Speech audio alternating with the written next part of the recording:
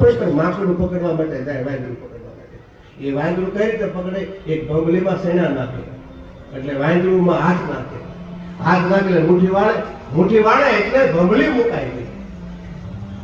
જો સેના મૂકી દે તો હાથ બહાર નીકળી જાય, પણ ઓલી મમતા રૂપી સેના મુકાતા નથી. શું થાય છે? મમતા રૂપી સેના મુકાતા નથી. જો સેના મૂકી દે તો વાંધો ન આવે, અને ક્યાં મદારી આવે નાખે ગાળીઓ.